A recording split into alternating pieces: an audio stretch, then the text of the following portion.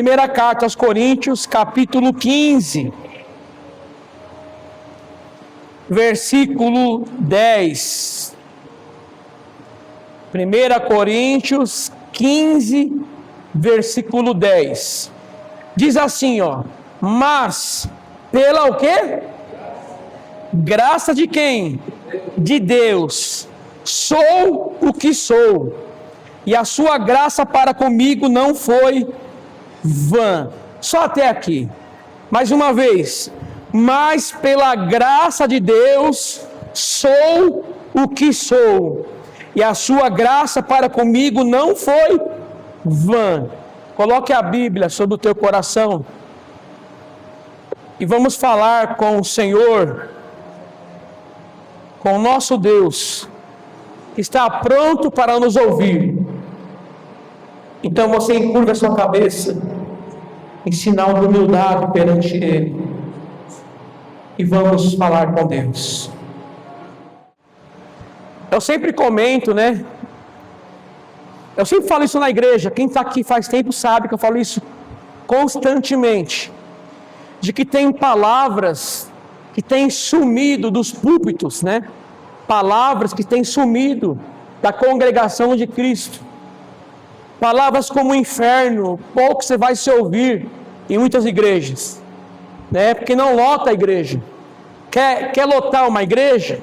Fala que Deus vai dar o que você quer. Quer esvaziar ela? Prega sobre o inferno. Rapidamente ela vai se esvaziar. Que as pessoas não querem ouvir mais pregações sobre o inferno.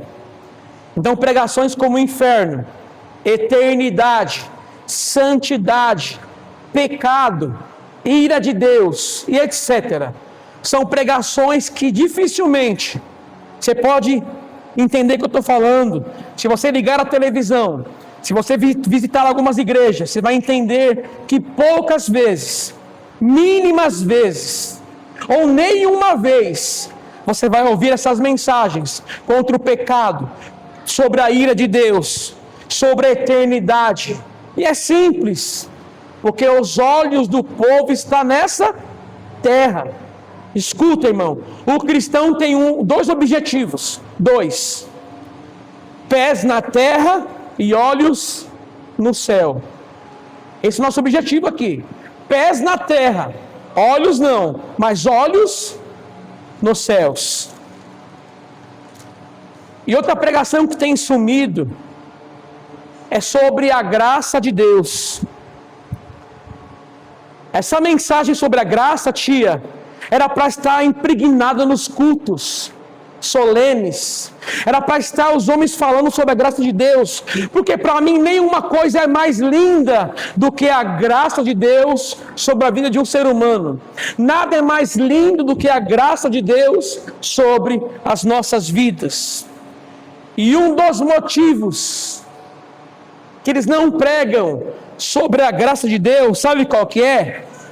É que a graça de Deus nos humilha, nos faz voltar ao pó, que somos pequenos, que não podemos nos salvar sozinhos, não temos a capacidade de vir a Cristo se o Pai não nos levar. Então a graça mostra que nós somos humilhados, nos humilha.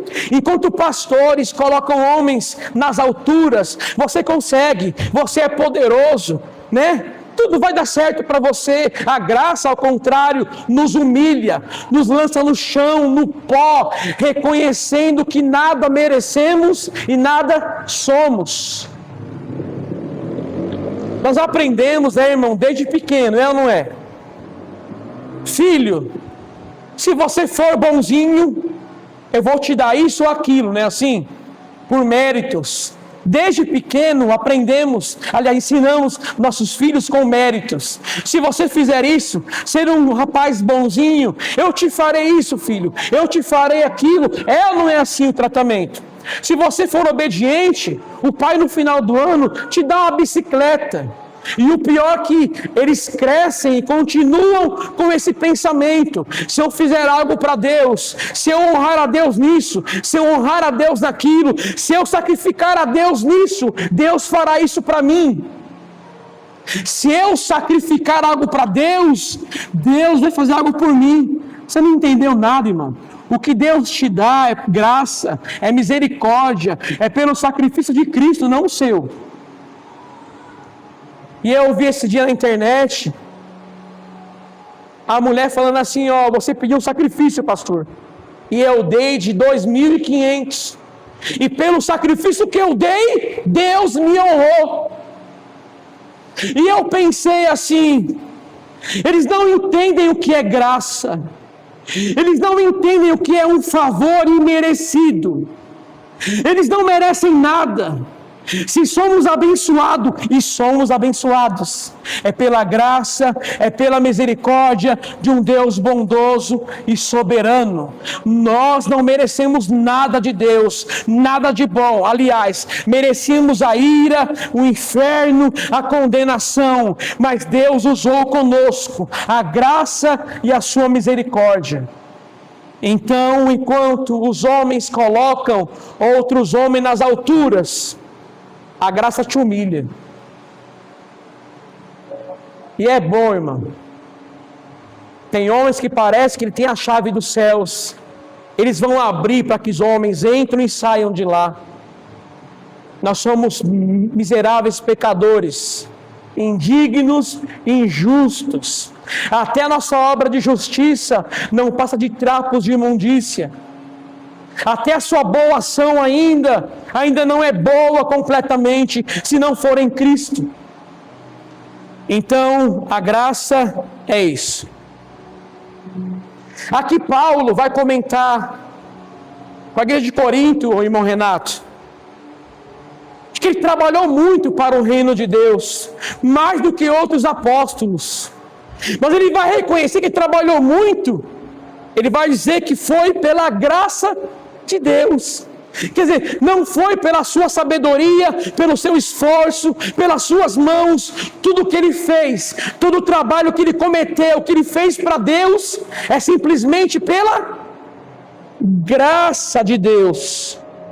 Escute, se nós pregamos aqui, se nós louvamos, tocamos, o mérito não é nosso, nada é nosso, tudo é feito pela graça de Deus. Quando você vê nós pregando aqui, nunca fale, olha, o pastor Júnior, não, é a graça de Deus na vida dele, é a graça de Deus na vida do pastor Érico, diaconisa Rose, eu vejo neles a graça de um Deus bondoso. Então, irmãos, Paulo vai dizer para a igreja que ele trabalhou muito, mais do que qualquer outro apóstolo, mas ele não se exalta nisso. Ele vai dizer, eu só fiz isso porque a graça de Deus me capacitou, ela está comigo. Então, meus irmãos, pastores amados, vocês só pregam pela graça de Deus, você só está aqui hoje pela graça de Deus, não é esforço seu, não é mérito seu, você não merece estar aqui. Escuta, você não merece estar aqui pela vida que você levava, pelos seus pecados, pelas suas misérias espirituais, mas pela graça nós estamos aqui nessa noite. Quem entendeu até aqui? Aqui Paulo, 1 Coríntios 15, já era um cristão fervoroso, um cristão dedicado a Deus, um homem, um apóstolo que vivia para Cristo.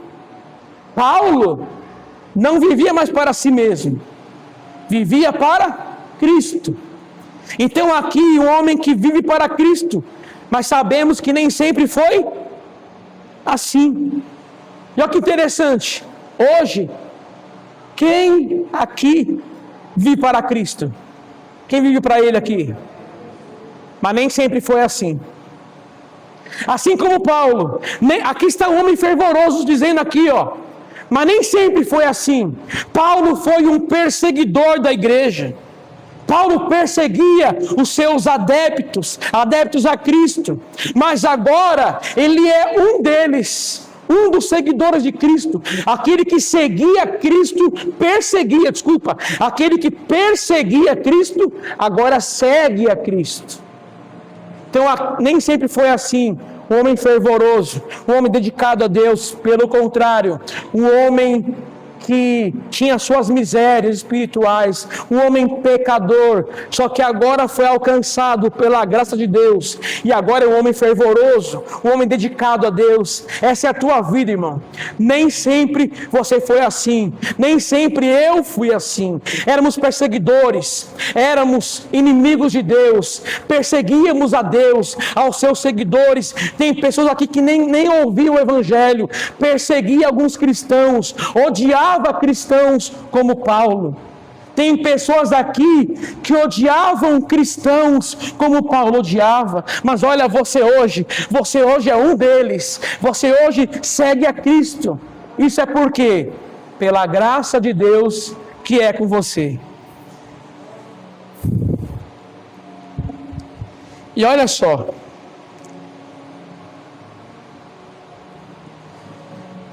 tá vendo isso? Olha para o seu lado, para o seu irmão que está do seu lado. Olha para o seu irmão que está do seu lado. Olha para ele, olha para ela, tá vendo?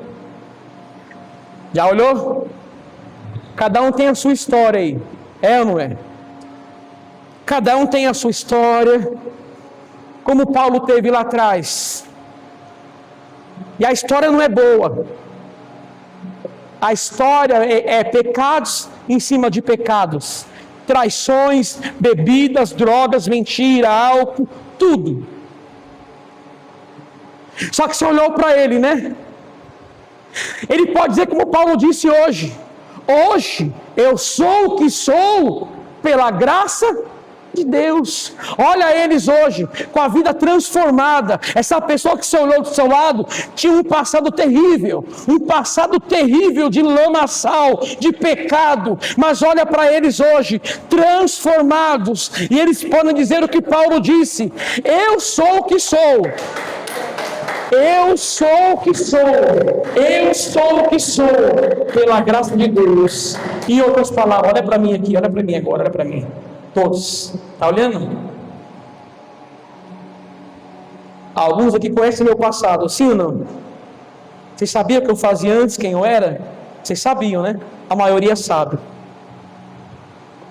Olha para mim agora. Eu sou o que sou, porque a graça de Deus está comigo. Então hoje, se eu sou um cristão, se eu sou um seguidor de Cristo, se eu amo a Cristo, se eu amo a Deus, se eu prego, se eu louvo, se eu adoro ao Senhor, é tudo pela graça. Hoje eu sou o que sou, pela graça do Senhor Jesus. Paulo fala assim, ó: mas pela graça de Deus, eu sou o que sou. Sabe o que quer dizer com isso? Está vendo aqui Paulo, mudado, um homem transformado, está vendo aqui? Hoje eu sou o que eu sou, simplesmente pela graça de Deus. Então, se eu lembro do irmão que está do seu lado, você não sabe a história dele do passado, mas se hoje ele foi transformado e mudado, ele vai dizer para você assim: eu fui mudado, eu fui transformado pela graça de Deus. Homens terríveis tem aqui dentro, que eram terríveis, mulheres que eram terríveis também, só que eles podem, pastor Érico, dizer com a boca cheia: hoje eu sou o que sou.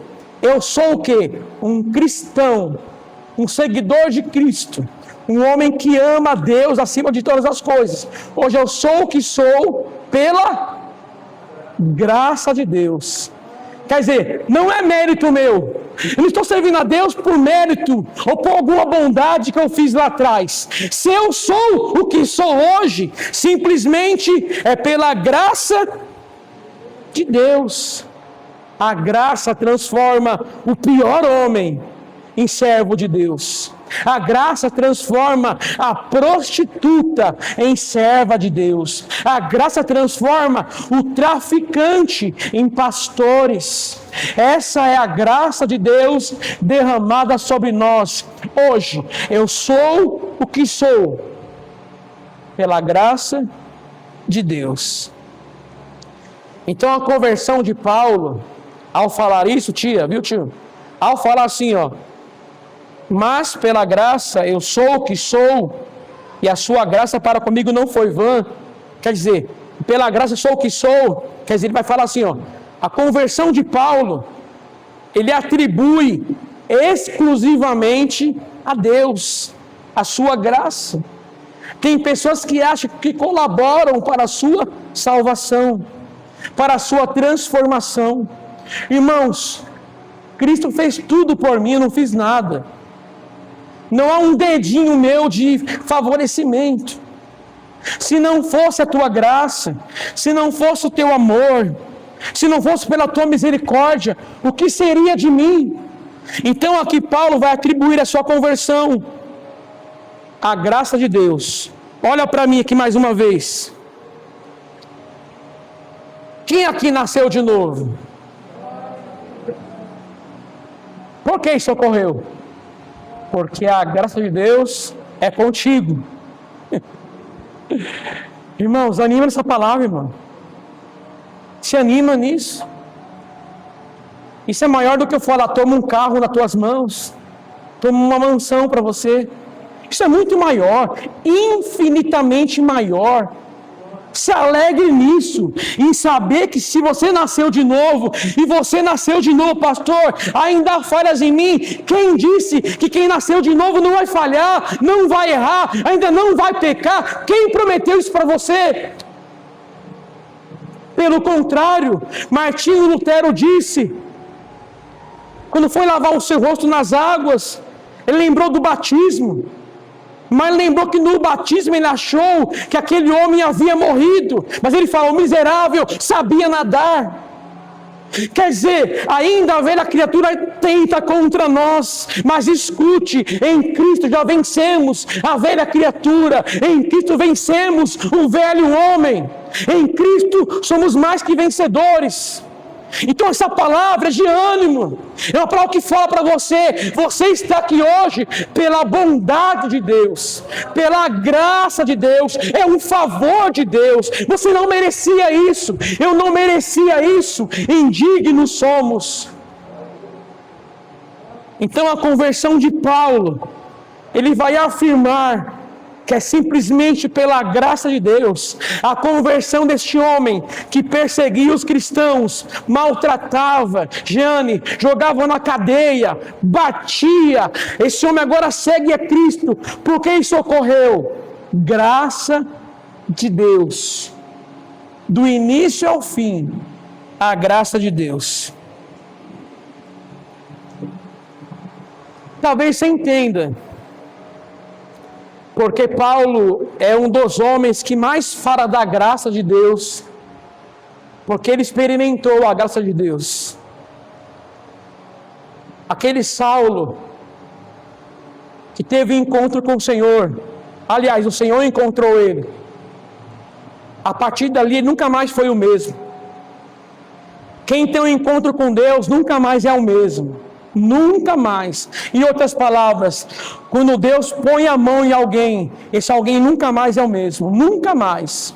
Repare, você não é o cristão que você queria ser ainda, você não é.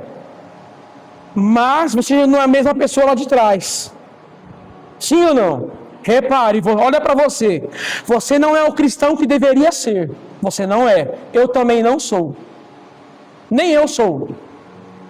Só que não somos mais aquela pessoa há 15 anos atrás. Então, Paulo é um dos que mais fala da graça, porque ele experimentou a graça de Deus. E nós também experimentamos a graça de Deus. A Bíblia fala sobre a graça salvadora, que é a graça da salvação, né? A qual o próprio Paulo afirma. Somos salvos pela graça. Sabe o que quer dizer isso? É tão simples, de que ninguém poderá subir ao céu e falar assim, eu tive colaboração para que eu fosse salvo. Quer dizer, eu mereci a salvação. Eu fui uma pessoa boa na terra. Pelo contrário, os que foram salvos e pela graça afirmarão nos céus: eu cheguei aqui por causa da graça de Deus na minha vida. Eu não cheguei aqui pelos meus esforços, eu não cheguei aqui por minha honra, mas eu cheguei aqui nos céus carregado por Deus e por sua graça. Então ninguém poderá subir aos céus e dizer: eu fiz, eu honrei. Não, pelo contrário, estamos aqui pela sua graça e pela sua misericórdia. Amém? Quem entendeu até aqui?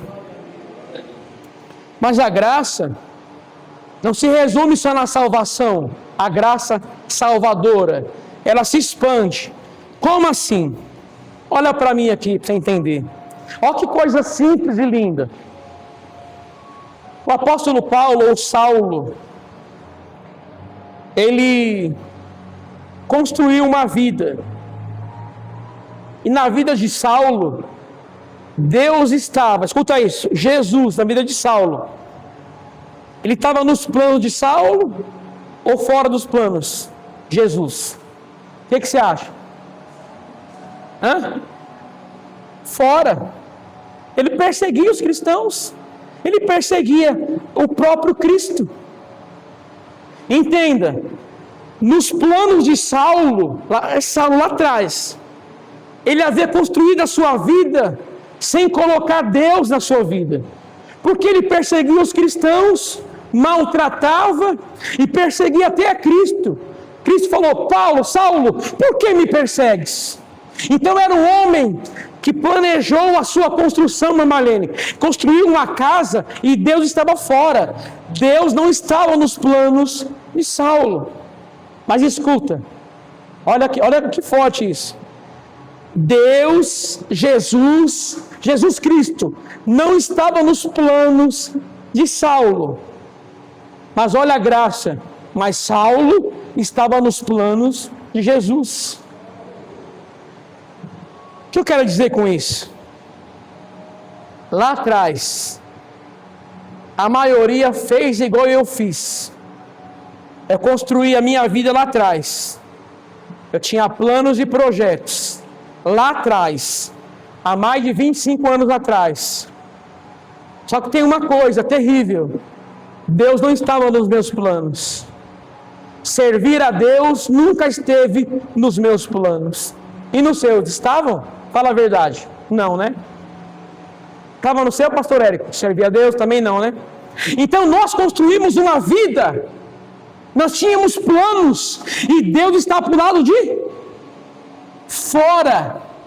Como Saulo. Eu construí a minha vida, minha esposa sabe. Eu falei para ela um dia: olha só, eu vou chegar a ficar velhinho, eu vou parar assim com crack, com cocaína. Você lembra disso ou não? Agora só que a maconha não, vai ser a bengala numa mão e a maconha na outra. Olha os meus planos que eu tinha, viver uma vida sem Deus dessa forma. Só que Deus não estava nos meus planos, mas eu estava nos planos de Deus. É igual a você, irmão. Lá atrás você não fez planos. Você não tinha planos de Deus na sua vida. Eu também não tinha. Eu nunca havia incluído Deus na minha vida. Eu achava que com 80 anos eu iria estar com a maconha de um lado e a bengala do outro. Mas bendito é a graça de Deus, bendito é a misericórdia de Deus, que Ele demoliu os meus planos. A graça de Deus passou por cima dos meus planos, dos meus projetos, a qual Deus estava excluído. Então eu quero te informar hoje que bendita é a graça de Deus, que destruiu a sua casa, destruiu a sua construção, destruiu os seus planos que vocês tinham de viver sem Deus.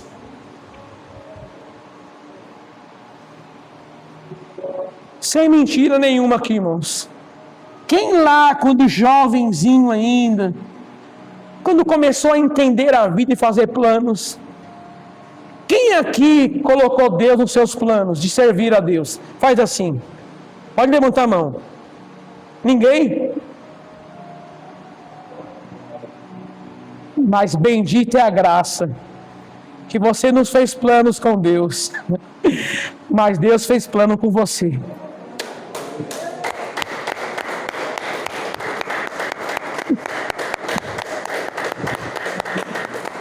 Os meus planos, Deus estava fora. Só que escute isso, de Saulo também. Só que Jesus encontra Saulo agora. E agora Jesus para Saulo é o primeiro. Agora Jesus para Saulo é a sua prioridade. Por isso ele não teme ser apedrejado e ser até morto por Cristo. Porque para Saulo, para Paulo, agora Jesus Cristo era o seu tesouro. Era tudo que ele tinha. Então homem que foi alcançado pela graça de Deus, Jesus o encontrou. Escute, Jesus é a própria graça de Deus em nossas vidas.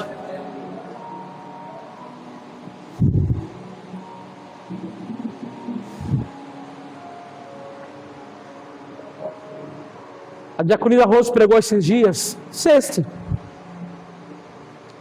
que ainda bem que Deus não ouviu os seus planos. Passou por cima, né? É a mesma coisa essa palavra de hoje. Eu fiz os meus planos. E ainda bem que Deus não deixou que ocorresse. Talvez você entrou aqui e está pensando em fazer planos sem Deus. Talvez você está ouvindo essa mensagem aqui pelo YouTube e está achando que você fez planos. Está achando não, você fez um plano sem colocar Deus no meio. Mas escute. Deus tem um plano com você, mesmo que você não tenha um plano com Ele. Quem entendeu até aqui? Você acha que eu pensei em ser pastor um dia? Você acha que eu pensei um dia em pastorear uma igreja? Nunca pensei nem em servir a Deus. Eu nunca pensei nem em servir. Olha só, eu estou lembrando agora como se fosse hoje. Um dia foram orar as pessoas da minha casa, minha mãe chamou. E eu estava na minha casa. E eu vi os crentes entrando. E eu falei, esse cara é chato. Olha só. Odiando os cristãos. Primo. Eles entraram lá e eu só aqui olhando assim pela fresta. Falei, entraram. Vão me chamar. O que eu vou fazer? Vou dar fuga. Saí escondido. Nem me viram. Sumi na neblina. Quer dizer, Deus não estava nos meus planos. Eu fugia da oração. Tentava fugir. Só que eu estava nos planos de Deus. Assim é na sua vida, irmãos. Guarda isso.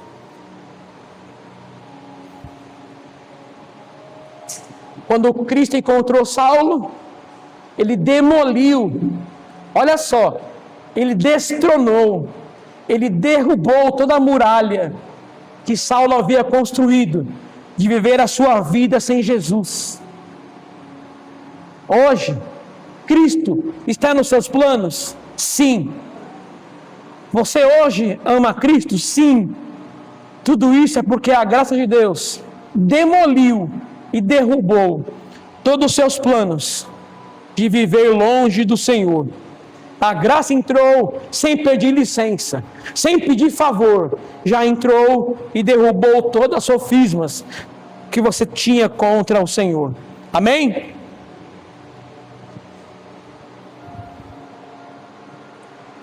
E o que eu quero fazer hoje, irmão? Nós fizemos, aliás. Eu quero orar pela sua família. Vou estar orando à noite. Pastor Érico, ora à noite. Já oramos aqui antes de dormir. Orar pela sua família. Porque, assim como nós não tínhamos plano de servir a Deus, Deus está para lá de fora dos nossos planos. Seus familiares também estão assim. Eles têm as suas vidas. E Jesus não está nos planos deles. Os planos deles é viver sem Cristo. vivendo do jeito que estão, sem Cristo. Os planos deles é continuar adorando uma imagem de esculturas. Esse é o plano da sua família. Mas escute, olhe para Deus, para que Deus invada a sua casa com a sua graça, com o teu favor, com a sua misericórdia, porque, meu irmão, o Espírito Santo não vai tentar convencer alguém, ele vai convencer. Aonde ele é enviado, ele convence o homem, ele não vai tentar convencer, ele vai convencer a tua família, ele vai convencer a tua casa. Mas para isso, ore, clame, chore, fala: Senhor, que a tua graça vai lá, o Senhor tem um plano com a minha família, alcança a minha casa, assim como o Senhor não ouviu não deu crédito aos meus planos sem ti, a minha família tem planos sem ti. Vá lá e invada o coração deles e transforme a vida deles, como o Senhor transformou a minha. Gloriosa é a graça que nos arrastou não pelo cabelo, mas pelo coração. Cristo nos atraiu por nosso coração. E a graça, irmão, para terminar aqui já, bem dizer, a graça é um absurdo para muitos. Como assim um absurdo? Alguns falam assim, não é? Esse homem aí, ele bebia lá atrás. Esse homem usava drogas lá atrás. Esse homem aí, ele traficava lá atrás. E agora quer servir a Deus? Eles acham um absurdo isso. Então a graça é um absurdo mesmo. Porque Jesus é absurdamente grande. Então escute, a graça de Deus é um absurdo para muitos, é um absurdo. Essa pessoa usava drogas, bebia, traficava, já matou 2, já fez isso, é isso mesmo. A graça é um absurdo para quem não conhece a Deus, até para quem conhece é um absurdo. Como que pode um homem como eu, uma mulher como você, hoje dizer assim: o Espírito de Deus habita em mim, dentro de mim? Isso é um absurdo. A graça de Deus é um absurdo. Olha Saulo, né? Ele perseguiu os cristãos, sim ou não? Ele batia? Ele colocava na prisão? Sim. O que ele merecia? O inferno? A condenação? A ira de Deus? Mas o que ele recebeu? Cristo. Parece você, né? Parece eu. O que eu merecia de Deus, as coisas terríveis. Só que Deus me deu a graça. Deus me deu Jesus Cristo na cruz do Calvário. Então escute isso. Paulo recebeu a Cristo, Saulo. Esse irmão que está do seu lado não merecia nada. Voltando a repetir isso. Só que ele recebeu a graça de Deus.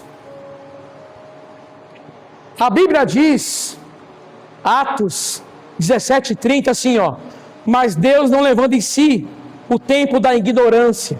Sabe o que quer dizer isso? Olha a graça aqui, tia. Olha a graça, Priscila. Antes de eu conhecer a Cristo, éramos ignorantes quanto às coisas eternas, coisas de Deus. Então Cristo, por graça, tolerou os nossos pecados, não nos punindo. Nossos pecados não que eram insignificantes, pelo contrário, eram graves, eram pesados. Só que Deus escolheu usar a sua graça, não levando em si o tempo da ignorância, o tempo que eu não conhecia Deus. Então você que está aqui, olha a graça de Deus. Quando você era do mundo, Deus não leva em si o tempo que você não conhecia Deus, mas que agora todos os homens se arrependam dos seus maus caminhos. Você não vê graça aqui de Deus? E Ele não atentar para o seu passado, não que eram insignificantes seus pecados, mas que Ele escolheu te dar a graça do Senhor Jesus. Então, se não fosse a tua graça, e se não fosse o teu amor, o que seria de nós? Amém? Quem entendeu a palavra de hoje? Então, eu sou o que sou. Eu sou servo de Deus. Eu sirvo a Cristo. Eu sou salvo em Cristo. Tudo isso pela graça de Deus. Eu sou o que sou porque a graça de Deus está comigo. Então você é o que você é hoje, exclusivamente por causa da graça de Deus. Vamos aplaudir o Senhor mais uma vez.